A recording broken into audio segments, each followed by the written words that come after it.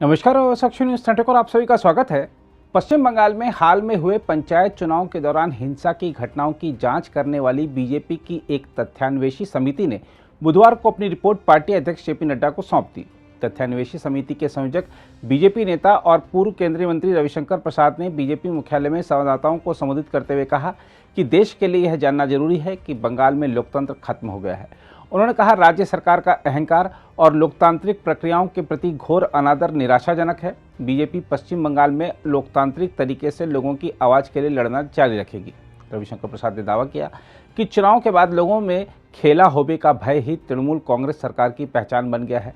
उन्होंने हत्याओं, हिंसा और राजनीतिक कारणों से लोगों को निशाना बनाए जाने की घटनाओं के शिकार परिवारों की पीड़ा का हवाला देते हुए कहा कि यह समिति मांग करती है कि हिंसा के सभी मामलों की जांच सीबीआई से कराई जाए, क्योंकि राज्य में पुलिस और प्रशासन की मिलीभगत तथा उनका पक्षपात सभी को पता है। उन्होंने कहा कि एनआईए को बम विस्फोट से जुड़े मामलों की जांच करनी चाहिए, क्योंकि यह अनुसूचित अपराध की श्रेणी में आता है। दूसरी बात, आप हमारी रिपोर्ट देखेंगे तो हमने हाईकोर्ट के 5 आदेश को कोट किया है। ये काफी इलैबोरेट रिपोर्ट है, शुरू में सिनॉप्सिस भी है कि हाईकोर्ट ने कैसे 5 बार निर्देश दिया है कि चुनाव फेयर होने चाहिए, सेंट्रल फोर्सेस की पोस्टिंग होनी चाहिए।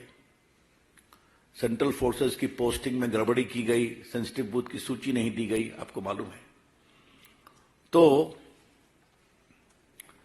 उनको मिसप्लेस कराया गया ताकि वो फील्ड में जा नहीं सके। मैं हाईकोर्ट के 1-2 आदेश खाली आपके सामने पढ़ने की आपसे अनुमति चाहता हूं, और जिससे आपको समझ में आएगा कि हाईकोर्ट ने, देखिए मैं एक पढ़ रहा हूं। The state election commission to review the assessment plan submitted by state and wherever there is inadequacy of the state police force in all such areas also, the state election commission shall requisition deployment of paramilitary forces. The requisition shall be done forthwith by the state election commission. बाकी और आदेश हुआ।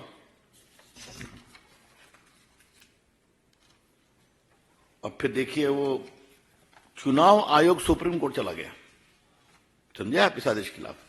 चुनाव आयोग supreme court गया। Supreme court, the order of the high court would not call for any interference in these circumstances, तो उसको dismiss किया गया। और ये देखिए, देयरफॉर वी आर, ये हाई कोर्ट का एक और आदेश है, therefore we are of the view that such deployment of forces from other states to be in place on the date of polling and will not yield the desired result.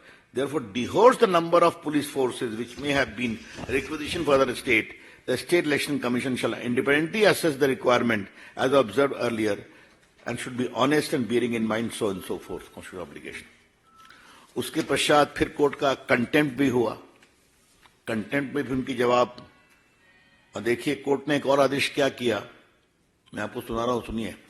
The state election commission is duty bound to preserve all records concerning the election, including the CCTV footage, and it shall be solely responsible for the safety and security of all records.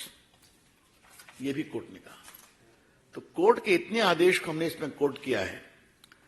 इन सबों के बावजूद इतनी हिंसा हुई, तो ये हमारे लिए बहुत ही पीड़ादायक था।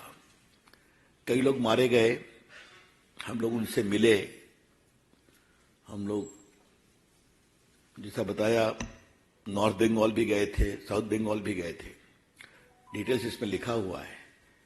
लेकिन कई लोग जो मारे गए, उनकी विधवाएं जब हम लोग उससे मिलकर रोती थीं, तो हम सबों के लिए बड़ा ही हृदय विदारक दृश्य था।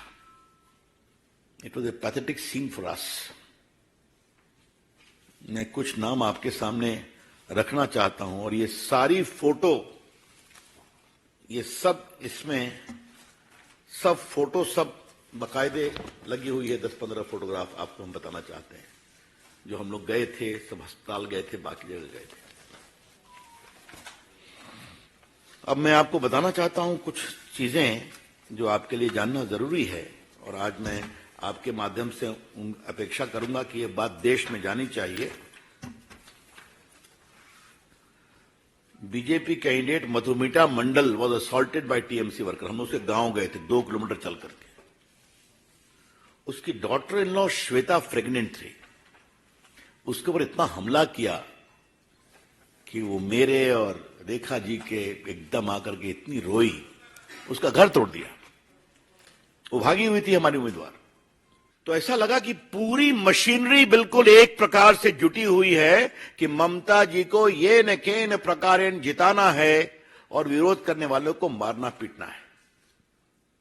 तो ये मैंने आपको थोड़ा विस्तार से बताया, ये रिपोर्ट का पार्ट है। फिर भी मुझे इस बात का बहुत गर्व है कि हमारे भाजपा के कार्यकर्ताओं और समर्थकों ने बहुत हिम्मत दिखाई। 11,000 ग्राम पंचायत के मेंबर्स भाजपा के चुने गए, इसमें भी, और पूरा लेफ्ट और सीपीआई सीपीएम कांग्रेस हमसे वो 4,000 पर हैं सब मिलाकर के। और अगर ये ईमानदारी से चुनाव हुआ होता तो BJP would have swept the gram panchayat election. मुझे कहने में जरा भी आपत्ति नहीं है, जीतती जबरदस्त रूप से।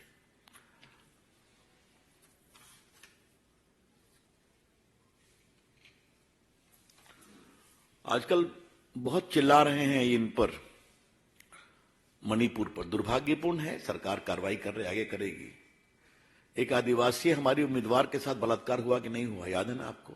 उसके कपड़े फाड़े गए और डीजीपी ने कहा घटना झूठी है, और बाद में घटना सही हुई। जब हंगामा हुआ तो उनको स्वीकारना पड़ा कि किटो को गिरफ्तार किया गया। एक और जगह समस्या हुई। आज सुबह खबर आई है कि 13 साल के लड़के के साथ रेप हुआ है।